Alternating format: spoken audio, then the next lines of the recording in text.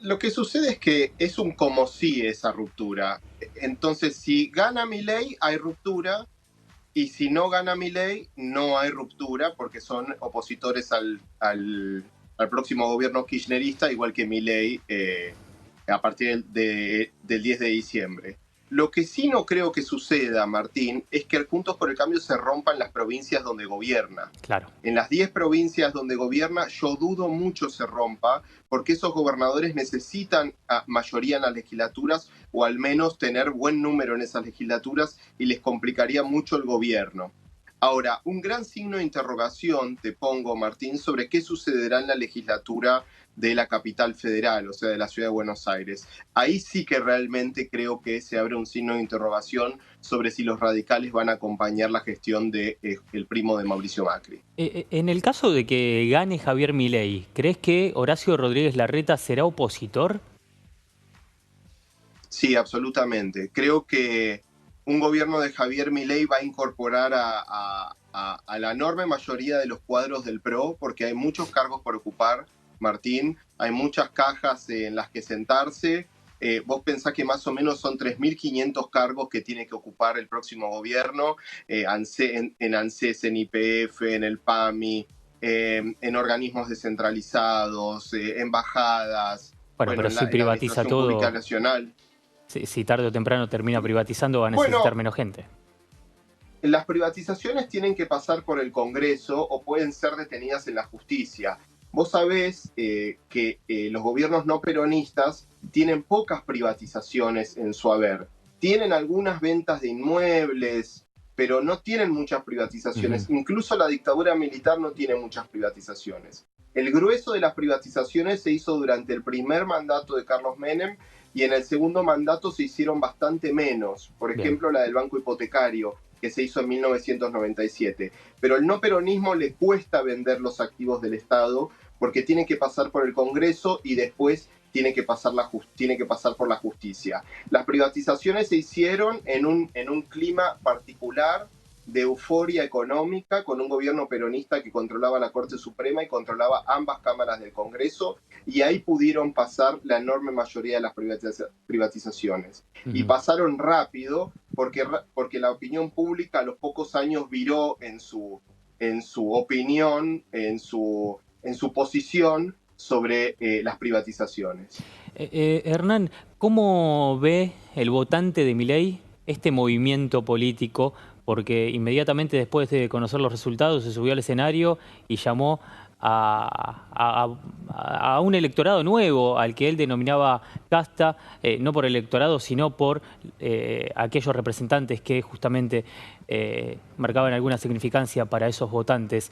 ¿Cómo ve el votante de Milei esto y esta alianza, entre comillas, con Bullrich?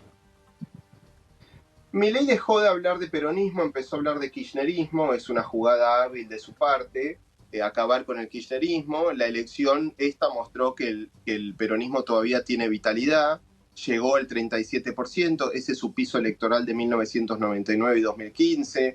Eso tiene que ver con la disputa entre las bases y la conducción, que los peronistas manejan de taquito. O sea, el electorado peronista maneja desde 1946, que se da una disputa entre las bases y la conducción. Esas bases dieron un mensaje en las PASO y después ratificaron el rumbo con el peronismo, que son parte del peronismo en la primera vuelta, incluso volvieron buena parte de los sectores populares al peronismo.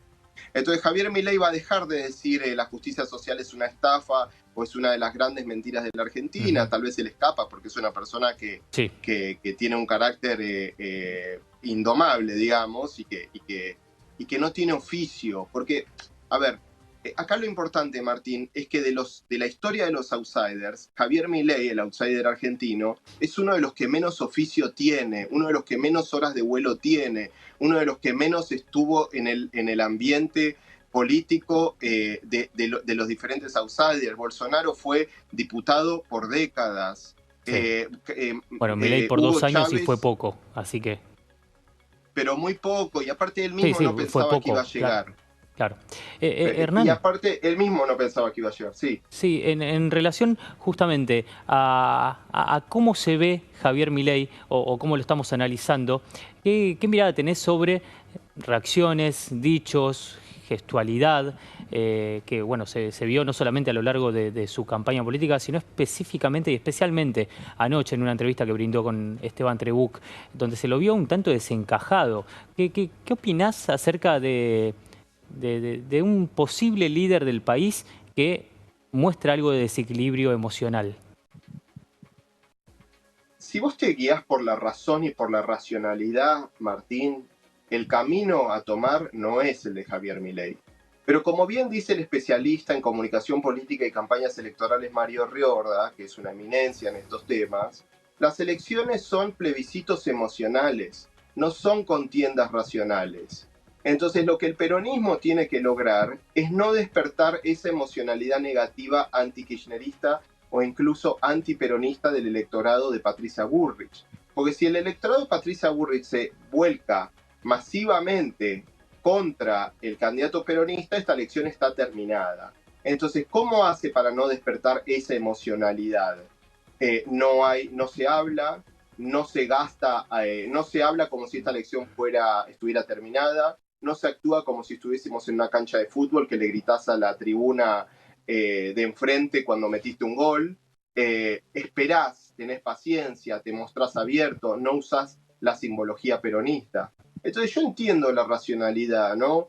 Pero es como la hoguera de las vanidades que estamos viendo en el divorcio de Juntos por el Cambio. No mueven el amperímetro, Ujú. no cambian los votos de la gente. En este momento, Martín, hay una batalla en la cabeza de las clases medias del área metropolitana de Buenos Aires, de la región centro, Entre Ríos, Santa Fe, Córdoba, de Mendoza. Hay una batalla en la cabeza de esas personas sobre qué hacer.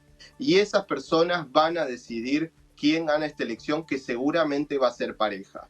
Y Bien. una cuestión que tiene nuestro sistema electoral, Sí. Martín, es que genera ansiedad y angustia el hecho de que la elección realmente depende de uno.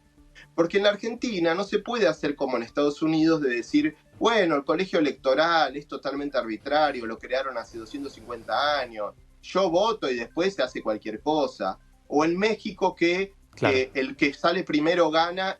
Esta es una elección a 3 vueltas, Sí, Martín. sí, sí, Entonces sí. el electorado no puede desentenderse, no puede decir yo no tuve nada que ver. O sea, no estamos en una dictadura, no estamos. Entonces el No, hay que electorado se hacerse tiene que hacer responsable. cargo. Sí, totalmente, Exactamente. Y eso genera estrés, ansiedad y angustia. totalmente. Hernán, te agradezco por el tiempo. Gracias a vos.